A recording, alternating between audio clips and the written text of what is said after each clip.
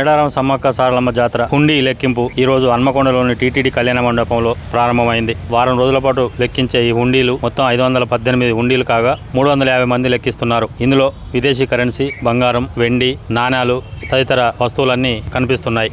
మహాజాతరకు సంబంధించి 518 హుండీలను ఈరోజు టీటీడీ కళ్యాణ మండపం హన్మకొండలో లెక్కించడం ప్రారంభం చేయడం జరిగిందండి. దీనికి సంబంధించి ములుగు జిల్లా అధికార యంత్రాంగం నుంచి ఆర్టీఓ గారు, దేవాదాయ ధర్మాదాయ శాఖ supervising officer, Warangal zone deputy commissioner గారు, ఈఓ గారు, అదేవిధంగా దేవాదాయ శాఖ సిబ్బంది, స్వచ్ఛంద సంస్థల వారు అందరూ పాల్గొంటున్నారు. దీనికి సంబంధించి మొత్తం 350 మంది సిబ్బంది పాల్గొంటున్నారండి. ఈసారి రైస్, తర్వాత కాయిన్స్, నోట్స్ అన్నీ సపరేట్ చేయడానికి స్పెషల్ మెషినరీ తీసుకురావడం జరిగింది. దాని ద్వారాగా ప్రతి సంవత్సరం 10-15 రోజులు కార్యక్రమం అనేది జరుగుతుంది. ఈ మెషినరీ ద్వారా ఇంకొంచెం ముందుగా కంప్లీట్ చేసుకునే అవకాశం ఉంది. ఎన్ని రోజులు పట్టవచ్చు? వారం నుంచి 10 రోజుల వరకు పట్టే అవకాశం. ఇప్పటివరకు ఎంతమంది సిబ్బంది ఇందులో పనిచేస్తున్నారు? అంటే లెక్కింపే దాంట్లో 350 మెంబర్స్ పార్టిసిపేట్ చేస్తున్నారు.